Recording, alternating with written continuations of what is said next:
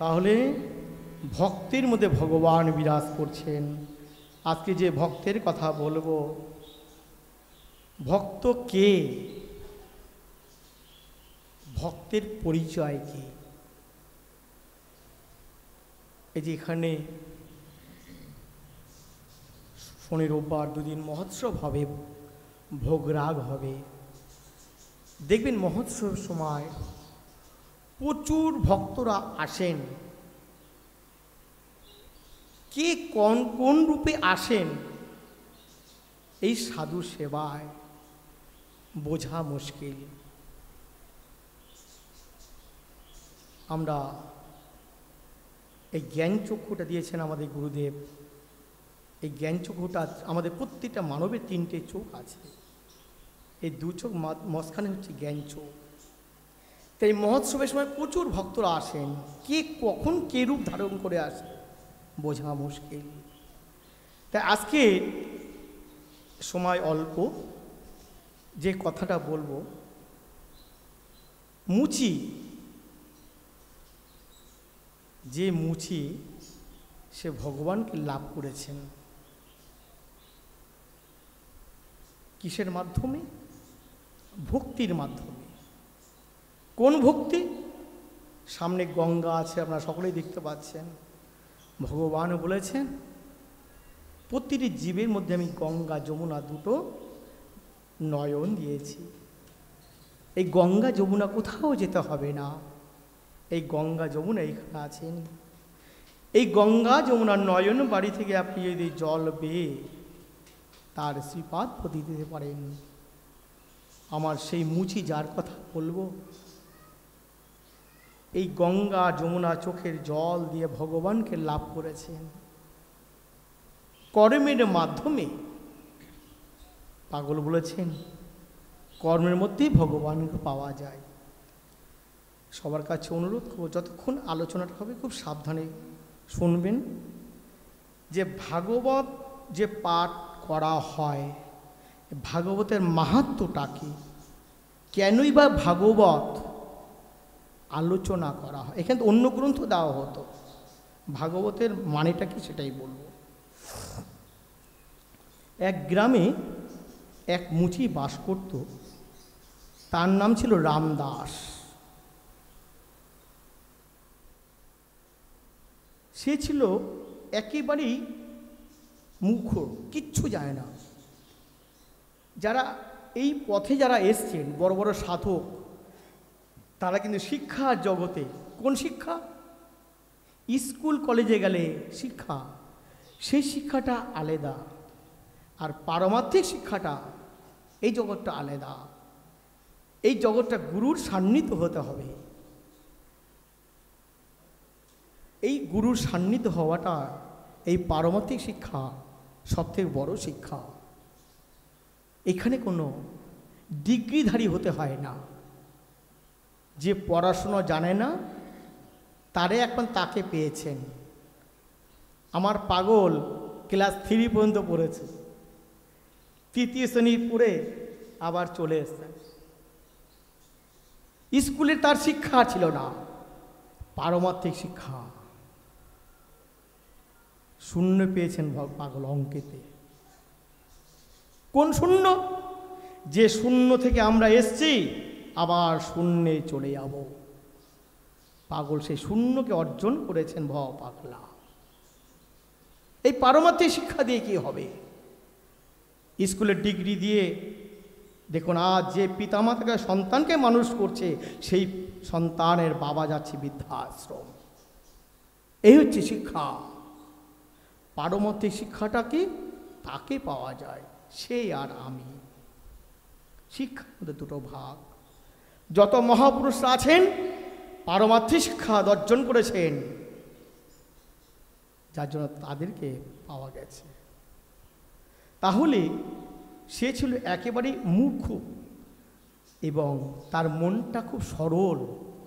এই পথে যারা এসছেন তাদের মনটা সবসময় সরল। সরল পথ না হলে এই পথে আগানো যায় না।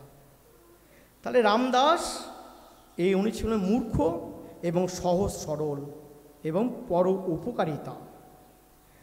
দিন আনে দিন খায়, সারাদিন জুতো সেলাই করে তার দিন কাটে, যা রোজগার করত তাই দিয়ে তার সংসার চলত। মনোযোগ দিয়ে শুনবেন কি জিনিস বলা হচ্ছে, অমূল্য জিনিস। তার কোনো লোভ লালসা ছিল না। তার একটা অভ্যাস ছিল, যেমন আপনাদের আছে। এই জিনিসটা কিন্তু কালকে মাথা ঠুকলে পাবেন না বাবা, এই আজকে দিনটা। সাধু সঙ্গ সর্বশাস্ত্রে কয়, লবমাত্র সাধু সঙ্গ সর্বসিদ্ধি হয়।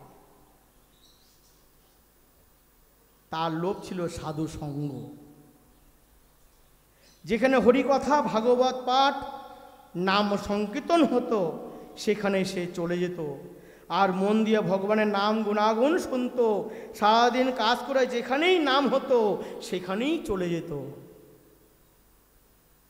তার একটাই কাজ, বলেছে সংসারের মধ্যে ভগবানকে পাওয়া যায়। সেও সংসার করেছে, সংসারের মধ্যে সন্ধেবেলা হলে তার একটাই ডিউটি ভাগবত পাঠ শোনা। এইভাবে চলতে চলতে একদিন রামদাস এই আপনাদের মতন একটা আসরে এসছে, এসে ভাগবত আলোচনা হচ্ছে। ভাগবত পাঠে এসে বসছেন। সেখানে গিয়ে শুনতে পায় যেখানে ভাগবত আলোচনা করছেন অর্থাৎ ভাগবত পাঠক, সে বলছেন আমরাই সবাই পরম ঈশ্বরের, পরমেশ্বর ভগবান শ্রীকৃষ্ণের সন্তান। অর্থাৎ আমরা যে যেমনই হই না কেন সবাই শ্রীকৃষ্ণের সন্তান। তার নাম করা, গুণগান করাই আমাদের জীবনের একমাত্র লক্ষ্য। তার নাম করলেই, আর যদি আমরা তার নাম না করি এই জীবন বৃথা। শাস্ত্রে বলছেন কৃষ্ণ কথাই কথা, সব বৃথা আর ব্যথা। আরও অনেক কথাই পাঠক মশাই বলেছেন। কৃষ্ণ রামদাস তো মূর্খ, তার তো কোনো সে কথাই সে বুঝতে পারতো না। শুধু একটাই কথা রামদাসের মনে রেখেছেন যে কৃষ্ণের সন্তান আমরা, তার নাম করার একমাত্র কাজ। পাঠক মশাই বলছেন এই কাজের মাধ্যমে একটাই শুধু জয় শ্রীকৃষ্ণ। তাই রামদাস জয় শ্রীকৃষ্ণ এই নাম করেই, পাঠকজন বলেছে এই নাম করলেই তুমি জীবনে মুক্তি হবে। এই রামদাস তাই সেই দিনের পর থেকে জয় শ্রীকৃষ্ণ নামটা জপ করত আর মুচি সেলাই করত। কর্মের মাধ্যমেই ভগবানকে পাওয়া যায়। সংসার করছেন, যেটুক তার রুচি রোজগার, জুতো সেলাই করছে আর সব সময় কৃষ্ণের নাম করছে জয় শ্রীকৃষ্ণ। জুতো সেলাই করে সে যতবার সুতোতে ফুটো করতে যায় ততবার সে জয় শ্রীকৃষ্ণ নাম জপ করতে থাকেন। আর বলেন হে ঠাকুর, আমি যেমনই হই তোমারই সন্তান।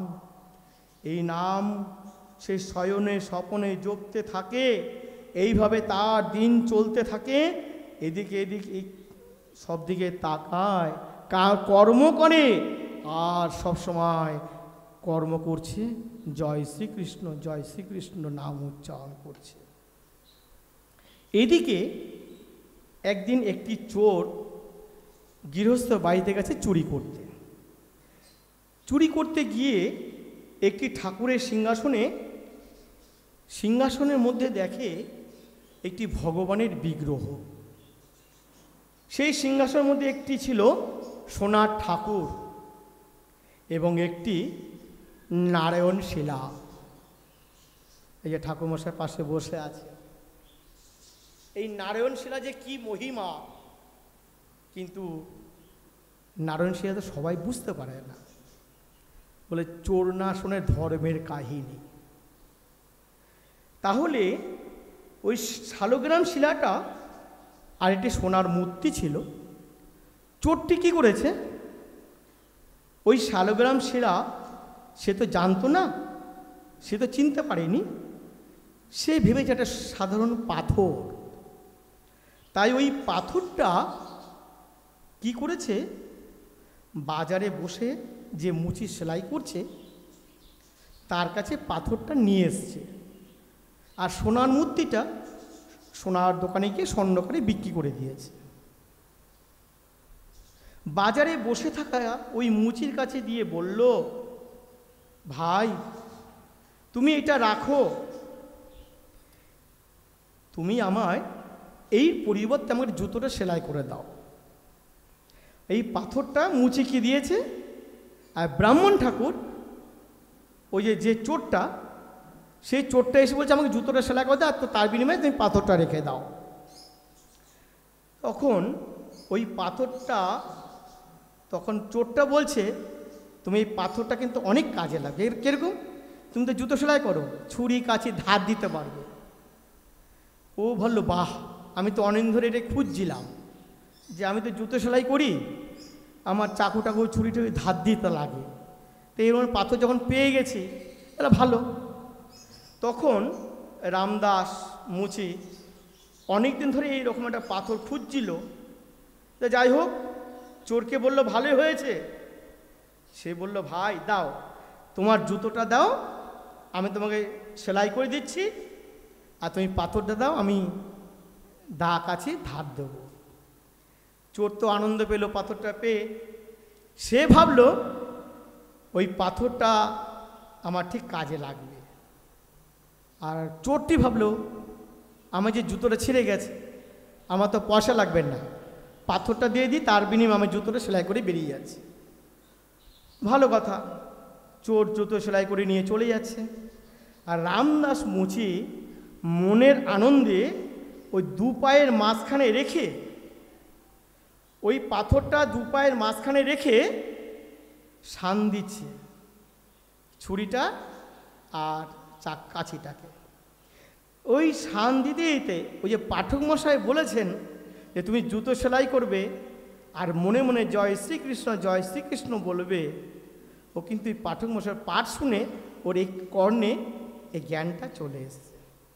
তা ওই দুই পায়ের মাঝখানে রেখে জয় শ্রীকৃষ্ণ শ্রীকৃষ্ণ বলছে আর ছুরি কাছে ধার দিতে লাগলো। এইভাবে দিনের পর দিন চলছে তার কর্ম।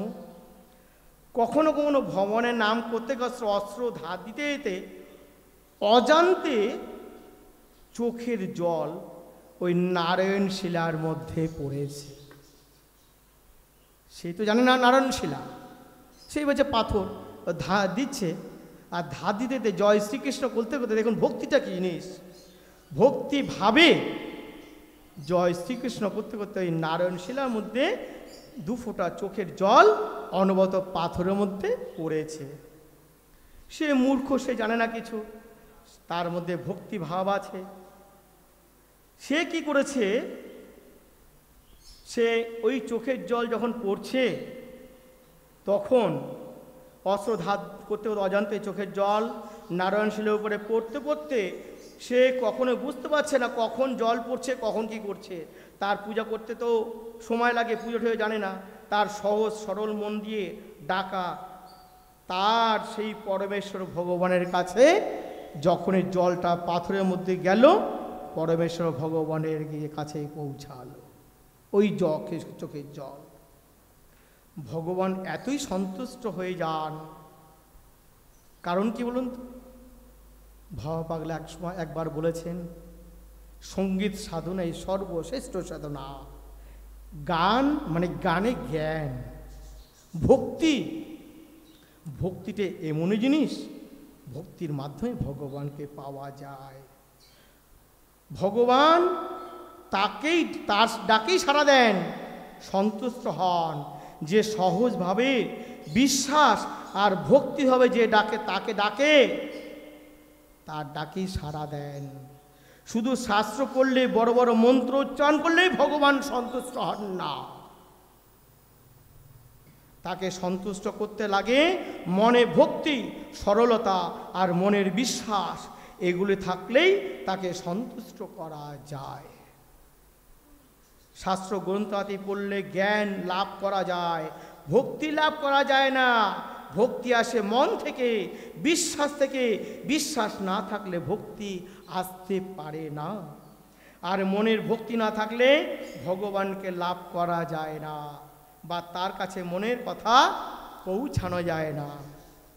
মীরাবাই বলেছিলেন না একটা কথা, শাকাহারী মেয়ে, শাক যারা শাক সবজি খায়, ভগবানকে যদি পেতেই হয়, শাকাহারী কারা?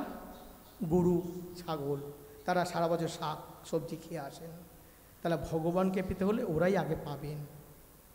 হ্যাঁ, ফল আহারী মেয়ে, ফল যারা ফল খায়, বাদুর বাদরাই, বাদুর যারা বানর, তারা ফল, যদি ফল খেয়ে ভগবানকে পাওয়া যেত তাহলে বানররা আগে ভগবানকে পেত। হ্যাঁ, আর সারাদিন স্নান করে যদি ভগবানকে পাওয়া যায় তাহলে মা সবসময় জলের মধ্যে থাকে নাকি, তাহলে ওরা আগে পেত। লাস্টে বলছে মীরাবাই, বিনা প্রেম সে নাহি নন্দে লালা, আমি যতই নাম করি বাবা, প্রেম যদি না থাকে তাহলে কোনো কিছুই হবে না। যেটা রামদাসের মধ্যে তার প্রেমটা ছিল, প্রেম ভক্তির মাধ্যমে ভগবানকে পেয়েছেন। শাস্ত্র বই পুস্তক পড়লে ভগবানকে জানতে পাওয়া যায় না। বলছেন শাস্ত্রগ্রন্থ আমরা পড়ব না কেন? অবশ্যই পড়ব। তাহলে পড়লে কি হবে? জ্ঞান লাভ হবে।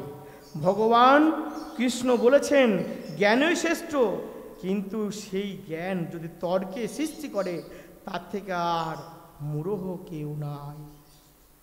আমরা একটু জ্ঞান হলে বলি আমি একটা পণ্ডিত্য অর্জন করেছি, না বাবা, অহংকার দর্পচূর্ণ।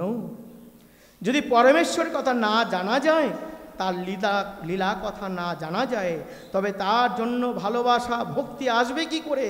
কাউকে ভালোবাসতে গেলে তার সব কথা জেনে শুনে তারপর তাকে ভালোবাসো। তেমনি পরমেশ্বর ভগবানকে জন্য অবশ্যই দরকার ভালোবাসা, কিন্তু সেইগুলো জেনে শুনে কোনো তর্ক করা যাবে না। তর্ক করলেই কিন্তু ওখানে শেষ। যদি মনে করে একবার তর্কের ভাবনা উৎপন্ন হয় তাহলে ভক্তি ভালোবাসা বিশ্বাস আর আসতে পারে না। তাই রামদাস সরলতা বিশ্বাস করেছিল যে শ্রীকৃষ্ণ তার সব, তার নাম বিনা কিছু নাই, কিছু নাই, কিছু নাই। সেই বিশ্বাস আর ভালোবাসা কারণে কি ঘটে, এইভাবে চলতে চলতে একদিন শ্রী রামদাসের কাছে জুতো সেলাই করতে আসে এক পুরোহিত। একটা পুরোহিত এই রামদাসের কাছে এসছেন। ব্রাহ্মণটি এসে দেখে রামদাস দুটো পায়ের মাঝখানে পাথর রেখে তার অস্ত্র ধার দিচ্ছে। এটি লক্ষ্য করছে ওই ব্রাহ্মণ পণ্ডিত দূর থেকে। ওই পাথর থেকে বুঝতে পারেনি সে ওটা নারায়ণ শিলা। একটু সামনে এসে দেখতেই পুরোহিত ব্রাহ্মণের চক্ষু একদম চড়ক গাছ হয়ে গেল। ব্রাহ্মণ তো বুঝতে পেরেছে, সঙ্গে সঙ্গে বলে উঠলো, ওরে মূর্খ মুচি, তুই এ কি করছিস? তোর পাপের কোনো ভয় নেই? অকারণে তোর প্রাণ বিসর্জন দিবি নাকি? আরও নানা রকমভাবে কটু কথা বলতে লাগলো পুরোহিত মশাই রামদাসকে। রামদাস তো অবাক, সে তো সরল সিধা মন, সে তো বুঝতে পারে না যে আমি তো কী করলাম, আমাকে ঠাকুরমশাই আমাকে অপমান করছে। সে বুঝতে পারছিল না পুরোহিত তার সঙ্গে কেন এমনভাবে কথা বলছে। তাই পুরোহিতকে বলছে, আপনি আমাকে কেন এমনভাবে বলছেন? আমি এমন কি করেছি? পুরোহিত রামদাসকে বলল, তুমি তোমার পায়ের নিচে যাকে রেখে কাজ করছো জানো সেটা কি? রামদাস সহজ সরলভাবে বলল, এটা তো একটা পাথর। পুরোহিত মশাই, পুরোহিত রামদাসের কথা শুনে ভাবল সত্যি একটা মহামূর্খ, এ তো পড়াশোনা জানে না, এইটা মানে বুঝবে কি করে? একে ভগবানের স্বরূপের কথা বললে এ সহজে বুঝতে পারবে না, জ্ঞান নেই, তাকে আমি কি বলবো? একটা কাজ করি, একে সহজে তাকে বুঝাই। তাই সে রামদাসকে বলল, তুমি যে ওই পাথরটা দিয়ে অস্ত্র ধার দিচ্ছ ওটা আমায় দেবে? দেখুন, যে যেটা কাজ করে সে তো সেটাকেই উপলব্ধি করতে পারে নাকি? পুরোহিত মশাই বুঝতে পেরেছে যে ওটা তো একটা অমূল্য জিনিস, ওটা আমায় দেবে। ঠাকুরমশাই বলল, আমার ওটার ভীষণ কাজে লাগবে, তুমি যা টাকা পয়সা নেবে এর বিনিময়ে আমি তাই দেব। রামদাস ভাবল, আমাকে যে চোরটি এই পাথরটা দিয়ে গেছে আমার তো কোনো পয়সা করে লাগেনি, তো যদি ওই পুরোহিতের কাজে লাগে পাথরটা আমি দিয়ে দেবো। তা তো সরল সিধা মন, এবং পরহিত সবসময় পরের উপকার করে, কারণ রামদাস তো কোনোদিন ক্ষতি করেনি, সবসময় উপকার করে। তাই পুরোহিতকে বলল, মহারাজ আপনার যদি কাজে লাগে তো আপনি এমনিতেই নিয়ে যান, আমার কোনো পয়সা লাগবে না। মনে মনে হচ্ছে আমি তো পয়সা দিয়ে কিনিনি, আমি কেন টাকা পয়সা নেব। এই কথা শুনে পুরোহিত তার গায়ে যে রামাবলীটা ছিল ওই রামাবলীটার মধ্যে সঙ্গে সঙ্গে আর দেরি করে ওই শিলার পাথরটাকে জড়িয়ে সঙ্গে সঙ্গে ঠাকুরমশাই বাড়িতে নিয়ে যাচ্ছেন। আর রামদাস সঙ্গে সঙ্গে পাথরটি দিয়ে দিলেন। চলে যাওয়ার পরে সঙ্গে সঙ্গে আমার ওই পুরোহিত মশাই কি করলেন, বাড়িতে নিয়ে চলে এসে ওই পাথরটা মাথায় ঠেকিয়ে প্রণাম করতে লাগলো। কিন্তু এই কাজ দেখে যখন রামদাস লক্ষ্য করছে পুরোহিত মশাই পাথরটা রামাবলী গুছিয়ে যখন নিয়ে যাচ্ছে, রামদাস লক্ষ্য করছে পাথরটাকে পায়ে আমি করছি, আর উনি পাথরটাকে এমনভাবে যত্ন করে রামাবলীতে নিয়ে যাচ্ছে কেন। রামদাস কিছু বুঝতে পারছিল না অতটা, তার তো জ্ঞান ঠ্যান নেই অত, সরল সিধা মন। শুধু বলতে লাগলো, জয় শ্রীকৃষ্ণ, জয় শ্রীকৃষ্ণ।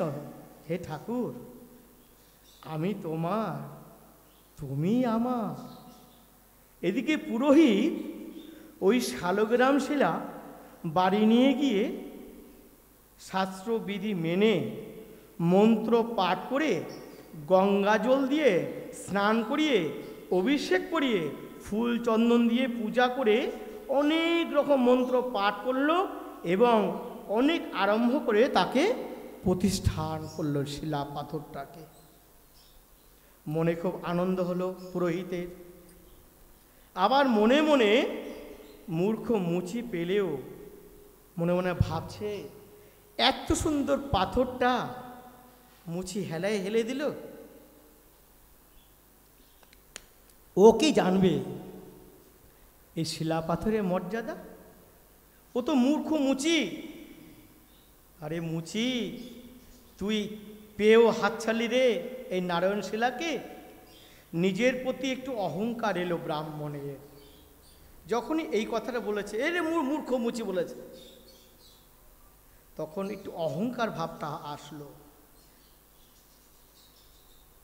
আমি পণ্ডিত, আমি ব্রাহ্মণ, আমি শাস্ত্র অধ্যয়ন করি, আমি বিধিপূর্বক পূজা পাঠ করি, তাই ভগবান আমার কাছে এসেছে। এই পণ্ডিত শাস্ত্র পাঠের উপরে অহংকার জন্মালো। সে মনে মনে ভাবলো, সে বোধ হয় নারায়ণকে পেয়েছে।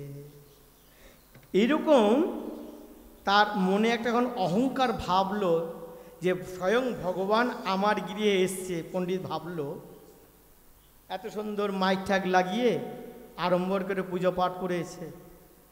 এদিকে স্বয়ং ভগবান নারায়ণ রাতের বেলায় যখন ব্রাহ্মণ ঠাকুর পূজা পাঠ এই নারায়ণ শিলা সব পুজো শেষ হয়ে গেছে, যখন তাকে বিছানায় শয়ন দিয়ে নিজেও ঘুমোতে যাবেন, কিছু সময় যাবার পর ভগবান পুরোহিতের স্বপ্নে দর্শন দিয়ে বলল, হে দ্বিজ ব্রাহ্মণ, তুমি ওই রামদাসের কাছে আমাকে রেখে এসো।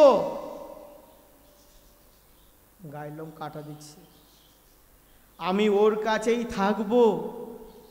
পুরোহিত ব্রাহ্মণ বললেন, কেন প্রভু, আমি কি তোমার পুজো ঠিক মতন করতে পারছি না?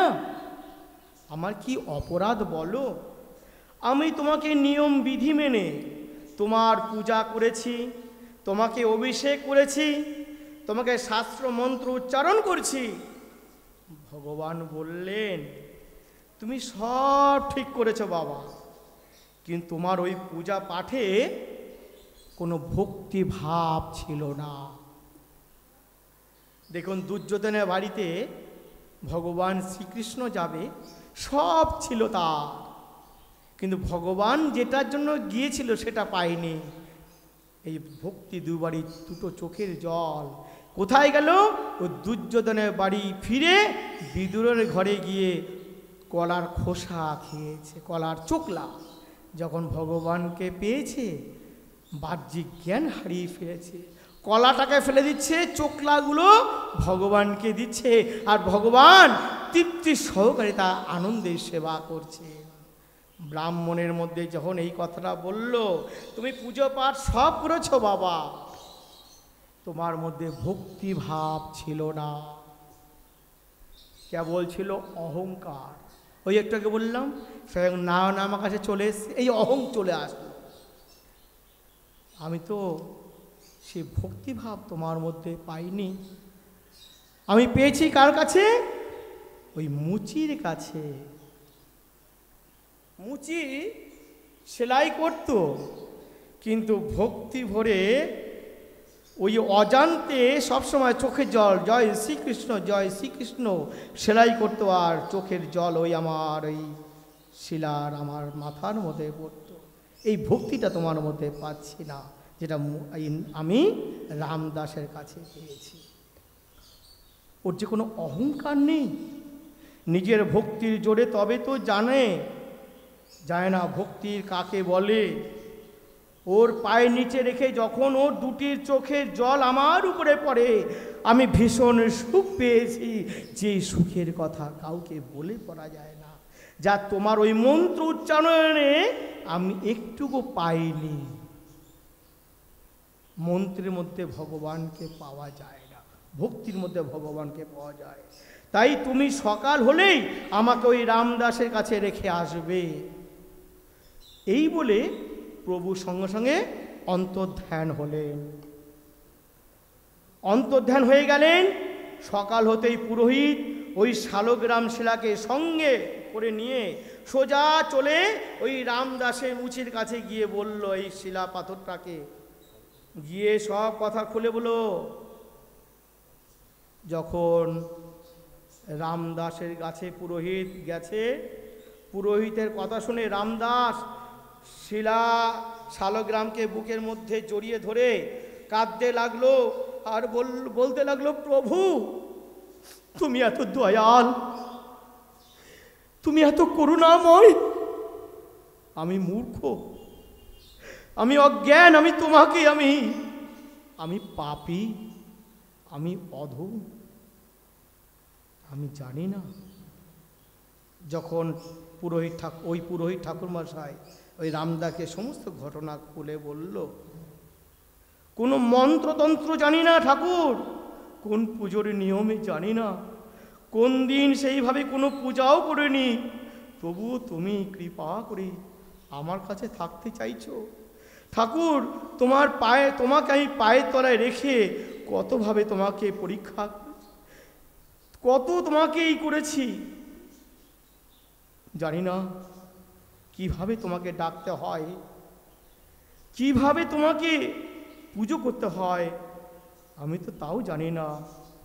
আমি শুধু একটাই জানতাম যে কর্মই শ্রেষ্ঠ, এই কর্মের মাধ্যমে তোমার এই পাথরের মধ্যে আমি কত না অপমান করেছি। তাই বলছেন ভগবান কোথায় আছেন? ভগবান আছে ভক্তির মাধ্যমে। তাই বলছেন কি, তুমি যে আমার প্রেমের ঠাকুর, তুমি যে আমার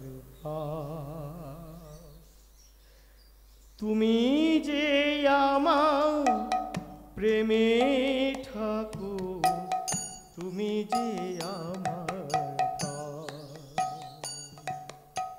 তুমি যে আমার হৃদয় দেবতা, তুমি যে আমার হৃদয় দেবতা, জাগ্রত ভগবান, জাগ্রত ভগবান, জাগ্রত ভগবান, তুমি যে আমার প্রেমে ঠাকুর, তুমি যে আমার প্রাণ,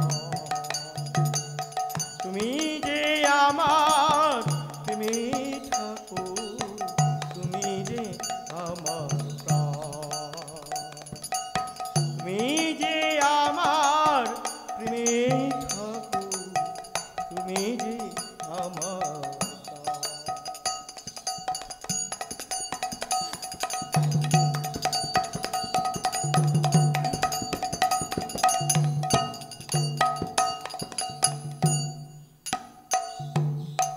তুমি যে করুণা ধারা,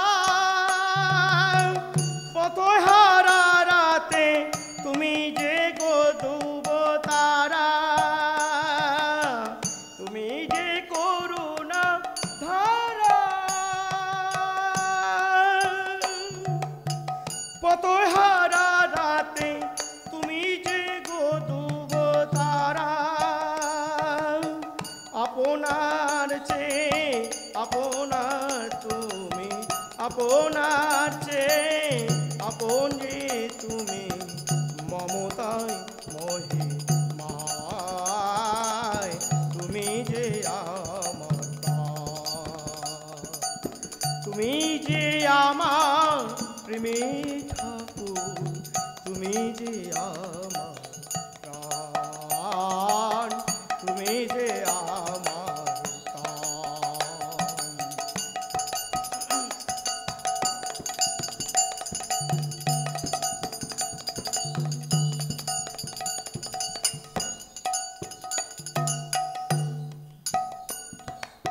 কেউ বলে তুমি দিনেরও দরদি, কেউ বলে দয়াময়,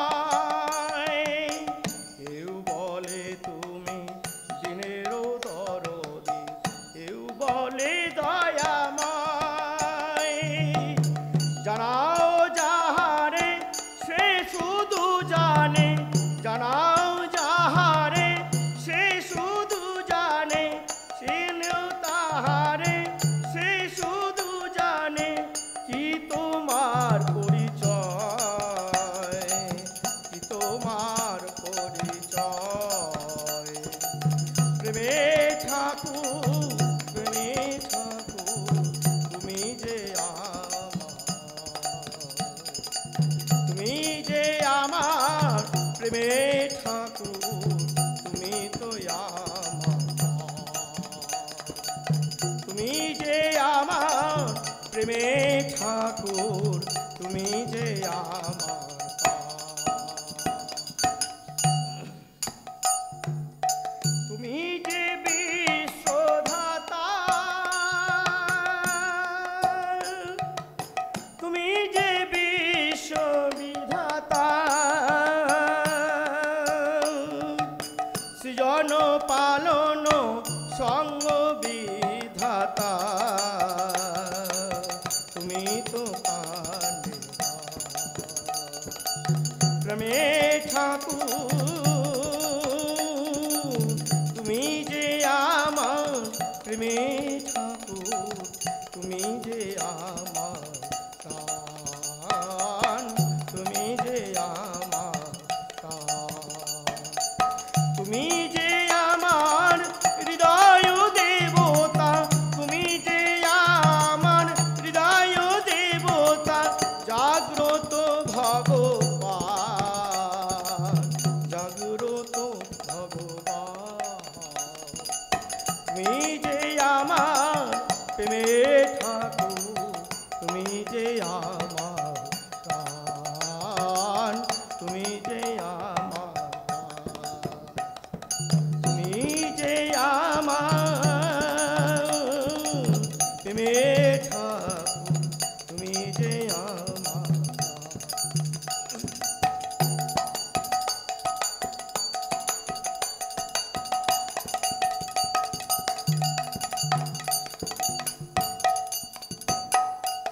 জনম মরণ সুখ দুঃখ যত, জনম মরণ সুখ দুঃখ যত, সকলই তব বিধাতা। তুমি যে আমার,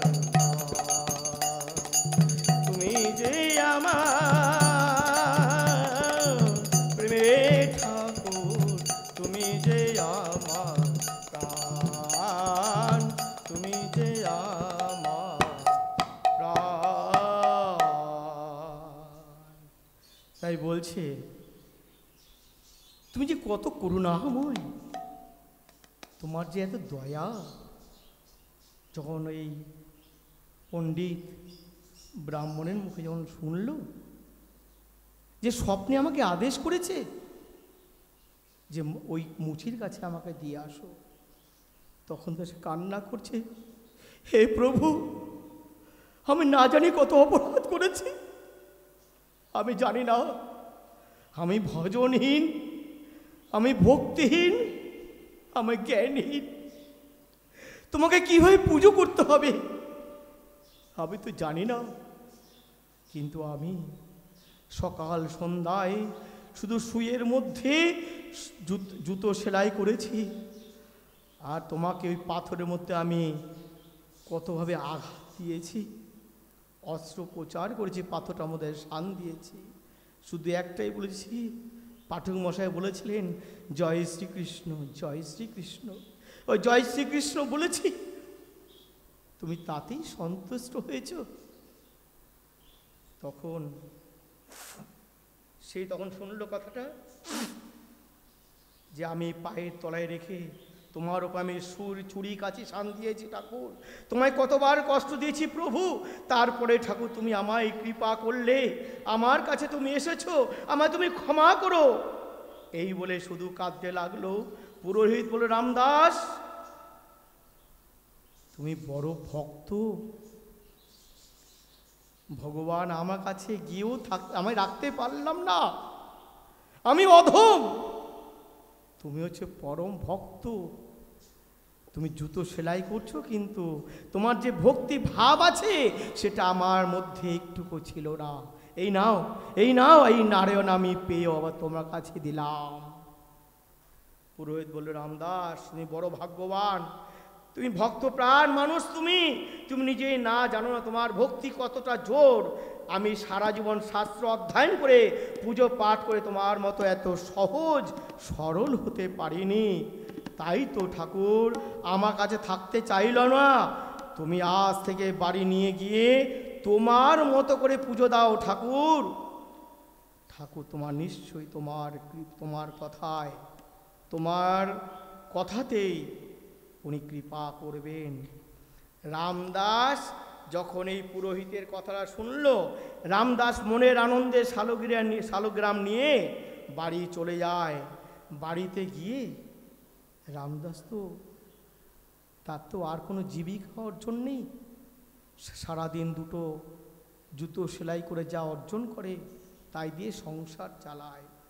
বাড়ি গিয়ে সেই ছেঁড়া ফাটা কাপড়ের টুকরো দিয়ে এই শালগ্রাম শিলাটাকে ভালো করে মুছে তার ঘরে থাকা আতপোড়া শুকনো রুটি, দেখুন ভিতরে কথাটা বললাম না, হ্যাঁ, সে আতপোড়া রুটি ছিল, ঠাকুরকে খেতে দিল আর বলল, হে প্রভু, আমি জানি না কেমন করে খাবার দিলে তুমি খাও, কি খাবার দিলে তুমি সন্তুষ্ট হও, আমার ঘরে যাও খাবার ছিল তাই দিলাম, তুমি নিজ গুণে ওই খাবার গ্রহণ করো আর জয় শ্রীকৃষ্ণ, জয় শ্রীকৃষ্ণ, জয় শ্রীকৃষ্ণ বলতে লাগলো।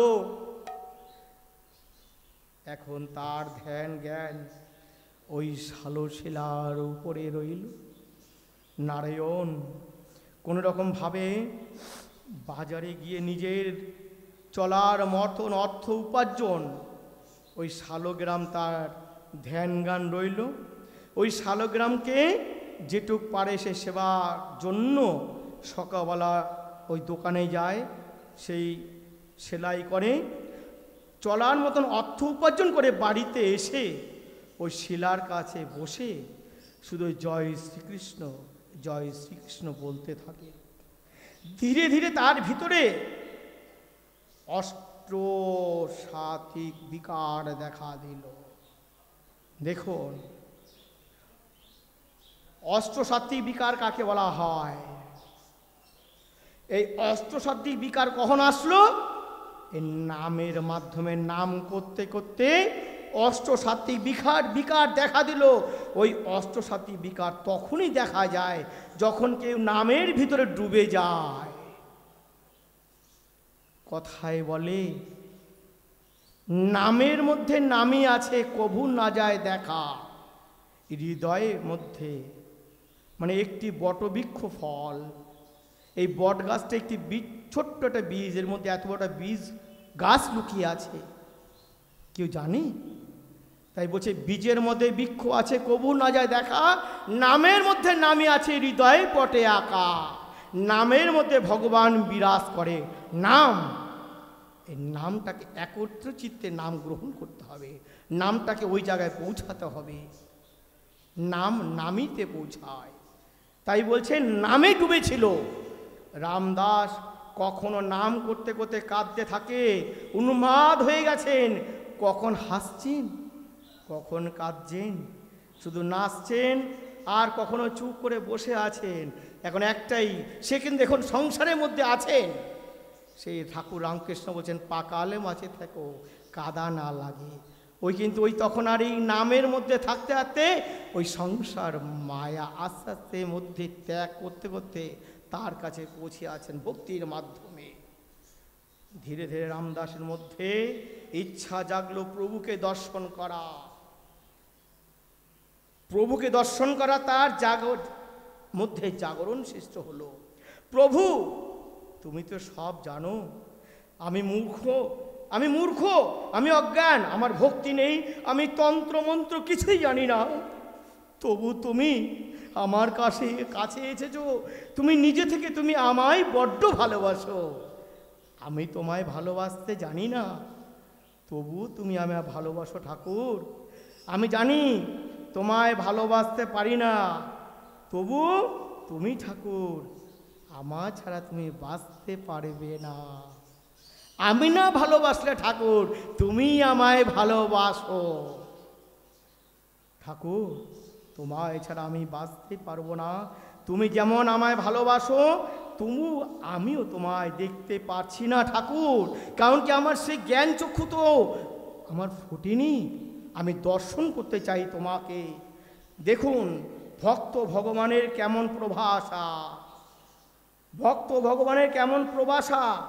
যতক্ষণ না মনের ভিতরে এমন জায়গাটা তৈরি হবে, সে তাকে দেখা সম্ভব নয়। ততক্ষণ পর্যন্ত দর্শন দিতে আসেন না। আমরা একটুখানি নাম করি, এই নাম করতে করতে এমন একটা ভক্তি ভাব তখন আসে না আমাদের মধ্যে। মনে করি আমি একটা কি হয়ে গেছি, আমি মালা নিচ্ছি 16 মালা, আমি জপ করছি, আমি বড় ভক্ত হয়ে গেছি। না, কখনই তা হতে পারে না। বড় ভক্ত হওয়া সহজ নয়। আমি ভাবি ভগবান কেন আমার কথা শোনে না, কিন্তু তার কোনো পর্যন্ত তার কানে পৌঁছাতে হবে বাবা। আমরা যখন নাম করি সবাইকে বলি, দেখুন নাম এই যত দূরে যাবে সমস্ত সব পাপ দূর হয়ে যাবে। আমরা সংসারের পিছনে সব সময় আমরা আনো কথা বলি। শাস্ত্রকার বলছে আমাদের জিহ্বা ব্যাং যেমন আনো কথা বলে, হরি কথা বলে না। একটি ব্যাঙের মতন উচ্চারণ করে, সাপ ছুটে আসে ব্যাঙকে খাবার জন্য। আমরা সকাল থেকে রাত্রের মধ্যে আনো কথা বলি, হরি কথা বলি না। হরি কথাই কথা, আর সব বৃথা ব্যথা। তাই বলছেন নাম এমন করতে হবে যাতে উনি শুনতে পান। নামে ব্যাকুলতার সঙ্গে তাকে ডাকতে হবে। তার দর্শন পেলে ব্যাকুল হতে হবে, তবেই তিনি দর্শন দেবেন।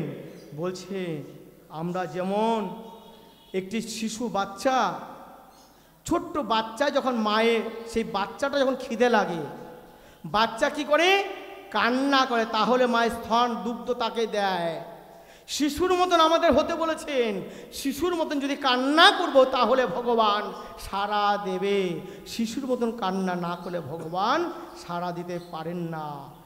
এই ব্যাকুলতা তখনই আসবে আমরা কি করি, তার জন্য মায়ায় পিছিয়ে গিয়ে মরিয়া হয়ে পড়েছি। তেমন হয় সেই ঈশ্বরকে পাওয়ার জন্য কেউই মরিয়া হয়ে পড়ি, তবেই তাকে ভগবান দর্শন দেন। রামদাসের সেই অবস্থা হয়ে পড়েছে। তার মনে এতটাই কথাই, ঠাকুর তোমাকে ছাড়া আর বাঁচতে ইচ্ছা করে না, তোমার দর্শন ছাড়া আমি আর কিছুই চাই না। রামদাসের ব্যাকুলতাটাকে আমায় বাধা পড়ে। কি বললেন?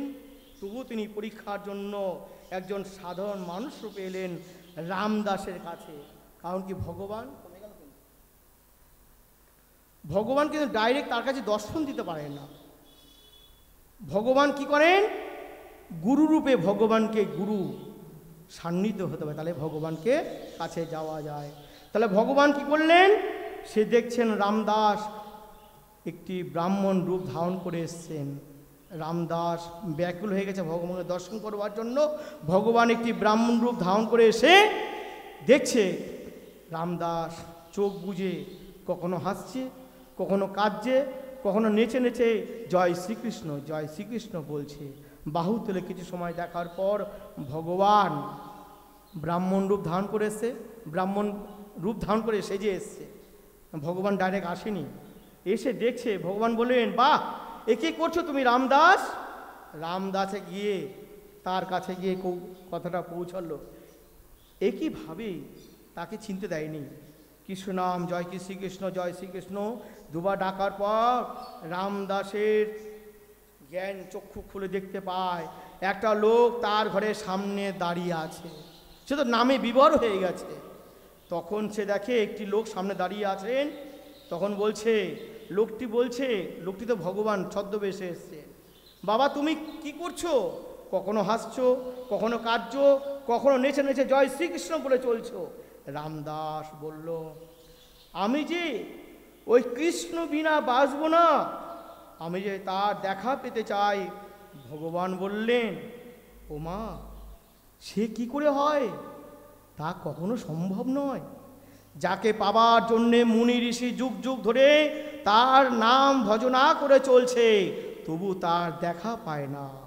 আর তুমি এইভাবে নাচলে কাঁদলে আর দেখা পাবে তুমি? কখনোই সম্ভব? তুমি কি তার পূজা অর্চনা করেছো ঠিকভাবে? ভগবান যখন কোনো ভক্তকে ধরা দেবেন তখন বলে ভাবলেন, তখন সে ভক্তের কাছে অন্তরে পরীক্ষা নেন, সহজে দেখা দেন না। তার সেখানে তিনি বললেন, তাকে ছাড়া সব দেওয়া হবে। ব্রাহ্মণটি বলল, ভগবান ছাড়া তোমাকে সব দেওয়া হবে। ভগবান দেওয়া হবে না, শুধু তাকে ভুলে যেতে হবে। তাকে পাওয়া এত সহজ কথা নয়, তাকে ভুলে যাও। আর তুমি যা চাও আমি তাই দেব। যাও, তুমি নিজে কাজ কর্ম করো, অর্থ উপার্জন করো, দেখবে তোমার অনেক অর্থ হবে। রামদাসলাল বলল, আমি জানি না গো, আমি জানি না, আমি পাপী তাপী মানুষ, তাকে কি করে আমি ডাকতে হয় তাও জানি না। কিন্তু আমি তাকে ছাড়া যে আমি বাঁচতে পারবো না কোনো মুহূর্তেই। তাই আমার বিশ্বাস, প্রভু আমার নিশ্চয়ই ভগবান দেখা দেবেন। এই বলে আবার ও শালগ্রামের সামনে চোখ বুজে জয় শ্রীকৃষ্ণ বলতে লাগলেন। কিছু সময় পর দিনের বন্ধু কৃপা সিন্ধু নিজের সেই মনোরূপ হয়ে রামদাসকে বললেন, রামদাস, একটিবার চোখ খুলে দেখো, আমি এসেছি তোমায় দেখা দেবার জন্য। এই কথাটা রামদাসের কানে এসে বাড়ি যখনই চলে গেল, তিনি চোখ খুলে দেখতে পায় তার ছোট্ট ঘরখানায় সমস্ত আলোয় পরিপূর্ণ হয়ে গেল। এমন রূপ কোনোদিন সে দেখতে পায়নি। তার চোখ ঝোলানো সেই আলোয় পরিপূর্ণ হয়ে গেল তার প্রাণের মূর্তি ঠাকুরকে। সে দেখতে পায় ত্রিভঙ্গ মুরারি ভগবান শ্রীকৃষ্ণ। ভগবানের পায়ে লুটিয়ে পড়ল রামদাস আর বলতে লাগলো, ঠাকুর তুমি এত দয়াল, এত কৃপা তোমার। এই বলে কাঁদছে, আমি একজন অধম পাপিষ্ঠ, তুমি নিজে এসেছো কৃপা করে, নিজে এসে আমায় দেখা দিয়েছো। তোমায় আমি কোনোদিন পূজা করিনি প্রভু, দাও তাও তুমি আমায় দর্শন দিলে ঠাকুর। ভগবান বললেন, আমি যে তোর সহজ সরল কাছে বাধা পড়েছি রামদাস, আজ থেকে তুই আমার যখন ডাকবি, তুই আমায় যখন ডাকবি আমি তোর পাশে আসব, আর তুই আমায় যেভাবে পূজা দিবি আমি সেইভাবেই তোর পুজো আমি গ্রহণ করব। আমি কোনো মন্ত্রতন্ত্র চাই না, আমি চাই ভক্তি বাড়ি, সেটা তোর মধ্যে পেয়েছি। এই বলে ভগবান অন্তর্ধ্যান হলেন। ভগবানকে পাওয়া কঠিন, যেমন কঠিন তেমন সহজ, একদম সহজ। তাকে দেখা পাওয়ার ইচ্ছা হয়, মনের ভিতরে সেই জ্বালা তৈরি করতে হবে, তাকে ছাড়া বাঁচব না, তার দর্শন বিনা এক পায়ে চলতে পারবেন। তাকে দর্শন সহজেই কথা যায়, একমাত্র ভক্তি বিনা তাকে পাওয়া যায়, ভক্তি বিনা তাকে পাওয়া যাবে না। ভক্তি একমাত্র সর্বশ্রেষ্ঠা। তাই বলছেন, গুরুর নাম করো সাধনা সাধনা। গুরুর কৃপা হলে ভগবানের কৃপা হয়। এই রামদাসের সেই অবস্থা হয়েছে, ভগবান দর্শন পেয়েছে গুরুর কৃপায়, তাই নামের মহিমায়। তাই বলছেন, গুরুর নাম করো সাধনা সাধনা। যে নামেতে পাপ হরে, যে নামেতে পাপ হরে, বুঝে যাবে যাতনা। গুরুর নাম করো সাধনা করো সাধনা। গুরুর নাম করো সাধনা করো সাধনা। যে নামেতে পাপ হরে, যে নামেতে পাপ হরে, বুঝে যাবে যাতনা। গুরুর নাম করো সাধনা করো সাধনা।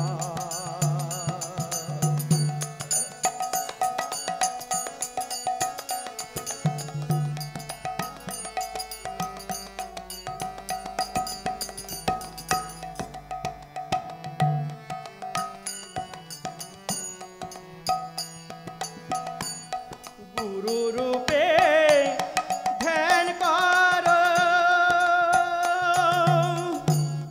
গুরু বালো বাদনে,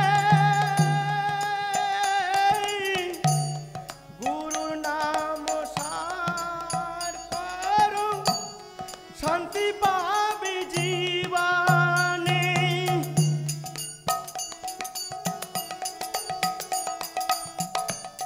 গুরু রূপে ধ্যান করো,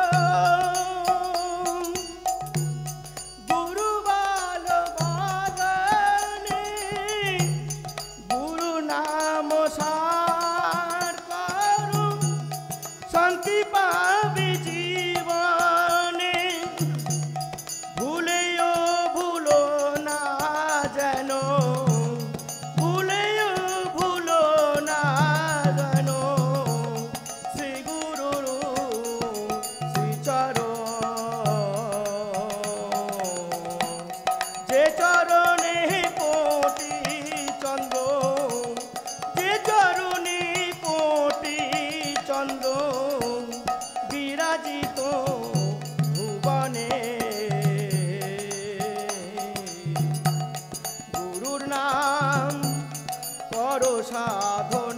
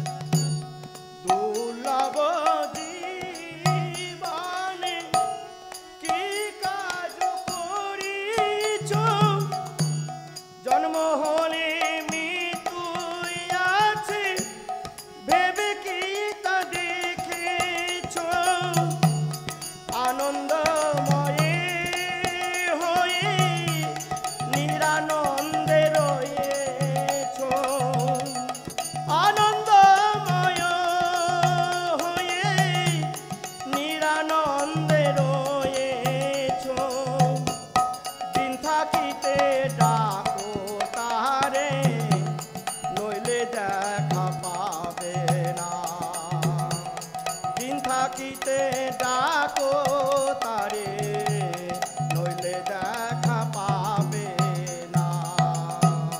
গুরু নাম করো সাধনা, করো সাধনা। যে নামেতে পাপ হরে, যে নামেতে পাপ হরে, ঘুচে যাবে যাতনা। গুরু নাম করো সাধনা,